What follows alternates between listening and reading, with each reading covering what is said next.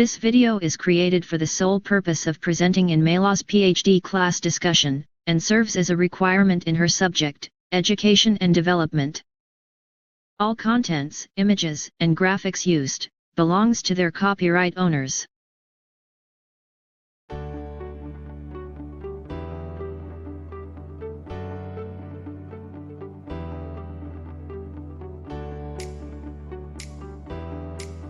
Hello everyone!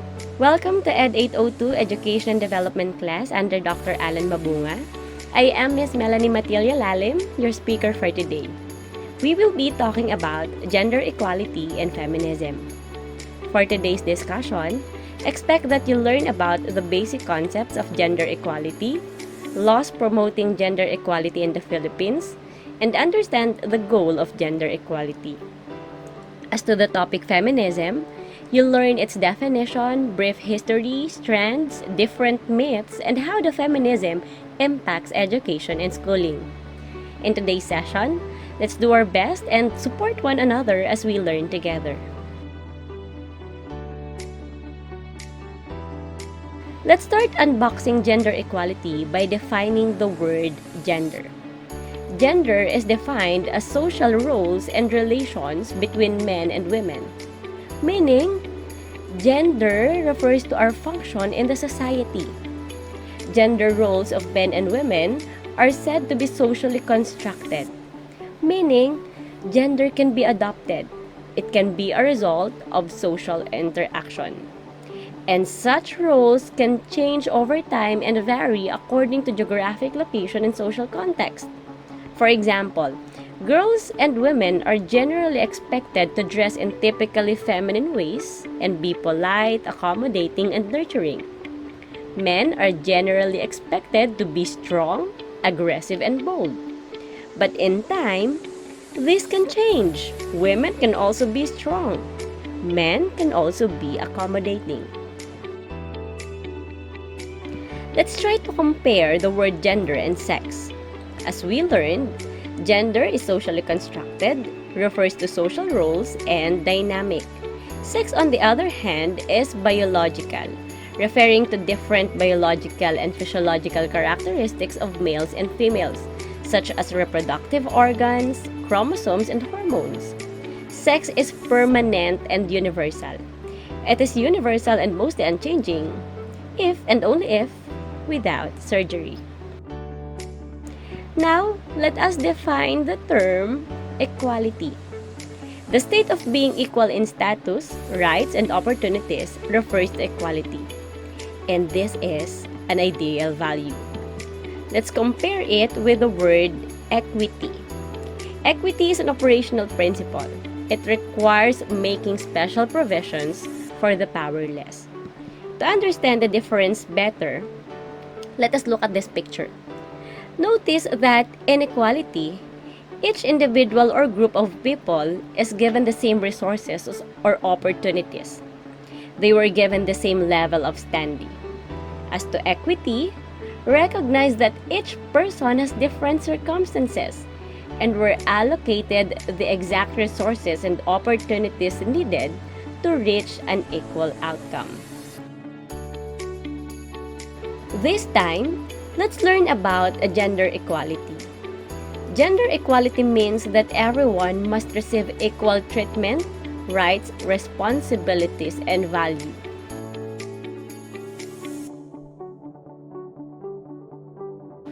Meanwhile, gender equity is the process of being fair to men and women. To ensure fairness, strategies and measures must often be available to compensate for women's historical and social disadvantages that prevent men and women from otherwise operating on a level playing field.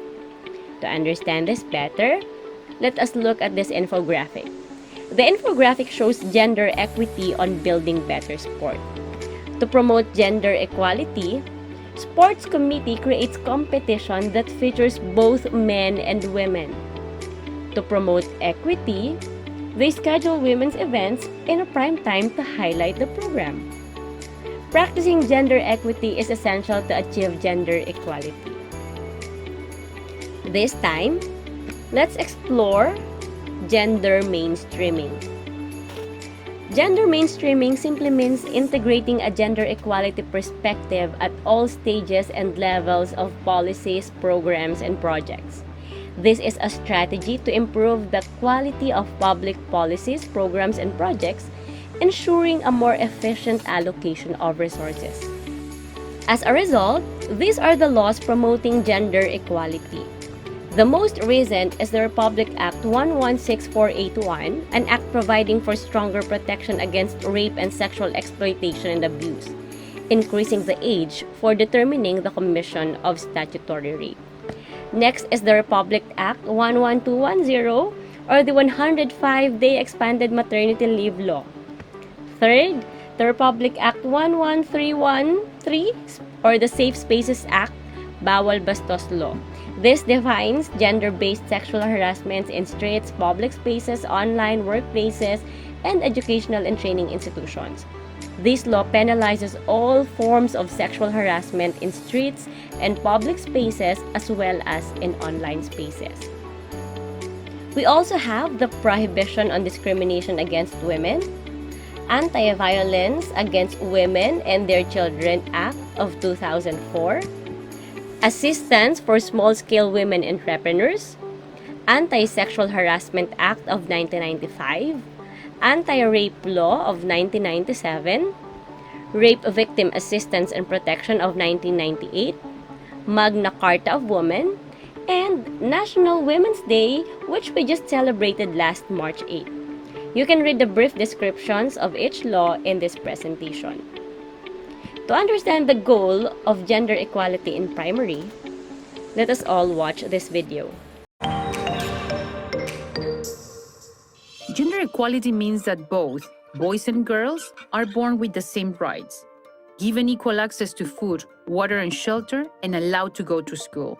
All these things help them grow into happy, healthy adults. When that happens, men and women can bring their own ideas, talents, and solutions to their homes, workplaces, and on the global stage for the benefit of everyone. But today, women and girls in countries everywhere are denied opportunities because of their gender. These women spend most of their time doing unpaid work, and girls are often prevented from going to school so they can help at home. Sometimes, they aren't even allowed to read books, earn money, or access medicine. But it doesn't have to be that way. Thankfully, good people all around the world value the importance of girls and women and are working hard to improve their lives. For example, by investing in education, girls can access a school for as long as they need it. And by speaking out to change laws and attitudes, women can apply for important positions and get equal pay. Everyone should have the opportunity to be a leader and change the world for the better. But this can only happen if women and men coexist as equals. And we can all help make that happen. This time, let us watch the video on gender equality for secondary. We all deserve to live in a world where women and girls are valued as human beings, equal to their male counterparts in every way, where they have the same rights, opportunities for education and employment, make their own healthcare decisions, and contribute to society. In places all over the world, this just isn't the case. That's why the United Nations have made gender equality one of their 17 Sustainable Development Goals, which they aim to achieve by the year 2030, to empower all women and girls to live their lives to the fullest. When girls have access to shelter, clean water, sanitation, education, and safety, and are given the freedom to do simple things in life, like play with friends, read books, and travel, they become empowered to think for themselves, act for themselves, and determine their own destinies. When this happens, girls are much more likely to attend school, become skilled, get jobs, have families, buy homes, fulfill their ambitions, and make a positive impact on the world around them. Gender equality should be a fundamental right, but girls and women are not treated equally in countries all around the world for all sorts of reasons. Society plays a big part in how gender roles are assigned. The values, core beliefs, and inherited customs that govern how people behave can be discriminatory and limit how women live their lives. In some countries, laws prevent women from owning property or receiving an inheritance from a family member. In many cultures, child marriages is still acceptable, with some girls as young as 8 promised to men twice, 3, or 4 times their age. This leaves the girl open to abuse, neglect, and complications during childbirth. Even in places where men and women technically have equal rights, there still may be a gender gap in pay, leadership, and representation in government. Great people continue to make progress worldwide, exposing systemic abuse toward women in the film and television industries with powerful social media campaigns. Investing in female entrepreneurs to reduce the current funding gap between women and men. Providing women and girls with equal access to education, healthcare, and decent work. And the number of women leaders has doubled since 2000, so that their say in political and economic decision-making processes can fuel sustainable economies and benefit societies and humanity at large. We can all work together to achieve gender equality and empower all women and girls worldwide by 2030. Gender equality is essential for economic prosperity. Societies that value women and men as equal are safer and healthier. Gender equality is a human right. Therefore, everyone should support gender equality. Make yourself seen and heard. Let us now proceed to the topic feminism. Expect that you'll learn its definition, brief history, strands, different myths, and how the feminism impacts education and schooling. Feminism refers to the belief that men and women should have equal opportunities in political and social life. Today, this refers to the advocacy of women's rights on the basis of equality of the sexes. For the brief history of feminism, the word feminism was coined in 19th century by the French philosopher and sociologist Charles Fourier. First wave feminists around 1800s to 1900s fought for women to be able to vote and own property because during that time, women are not allowed to vote and own a property. The second wave of feminists around 1960s to 1980s pushed beyond the early quest for political rights to fight for greater equality across education, workplace, and at home. This is about women coming and saying, hey, you know what? I can do stuffs. Third wave feminists often critique second wave feminism for its lack of attention to the differences among women due to race, ethnicity, class, nationality, religion, and emphasize identity as a site of gender struggle. The third wave of feminism was greatly focused on reproductive rights for women. Feminists advocated for a woman's right to make her own choice about her body and stated that it was a basic right to have access to birth control and abortion. The fourth wave feminist focused on women empowerment and is also known as digital feminism. The fourth wave, although debated by some, began about 2012. Its focus was on sexual harassment, body shaming, and rape culture.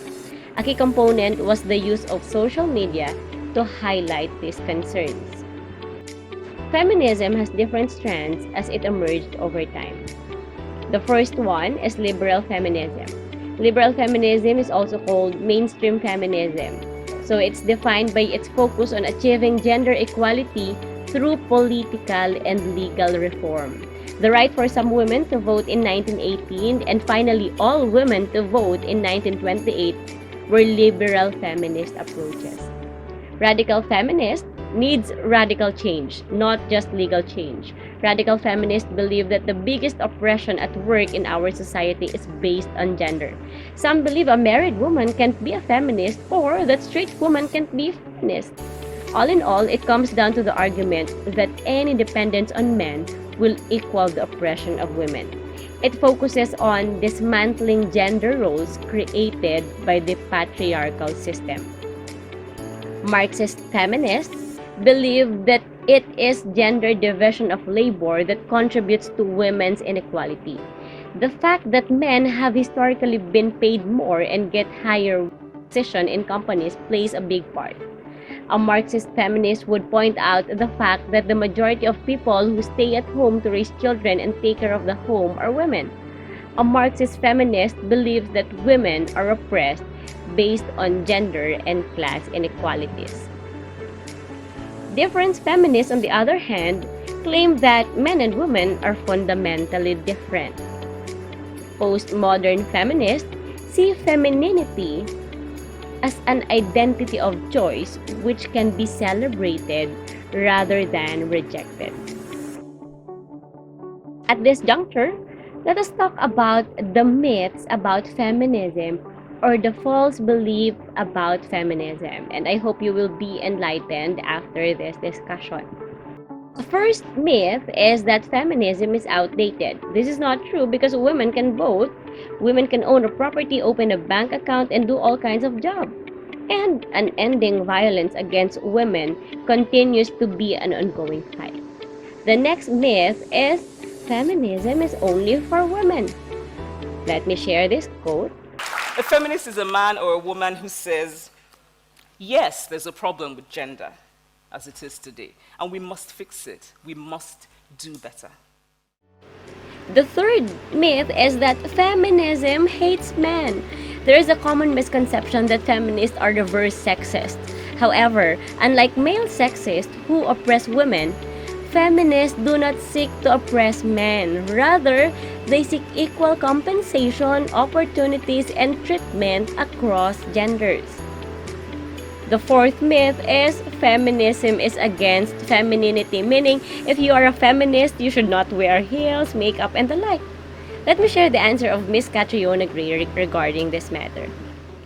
How will you convince a feminist that beauty pageants like Miss Universe are still relevant and not shallow in today's society? I believe the aim of feminism isn't to bring women down for what they choose to express themselves as or what they choose to pursue. I think, and I believe that the whole aim of feminism is to support women in whatever they choose to do, as long as it's considerate and respectful to someone else. Alright, so no question why she won as the Miss Universe. The last myth is feminists are all the same. This is again not true because feminists can be old, white, middle class.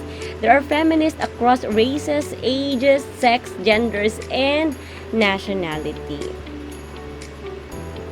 Please note that the goal of feminism is to create equity, which is essential for leveling the playing field to ensure that no one's rights are violated due to factors such as race, gender, language, religion, sexual orientation, gender identity, political or other beliefs, nationality, social origin, class, or wealth status. At this juncture, let us talk about how feminism impacted education and schooling. In the past, girls have academically underachieved.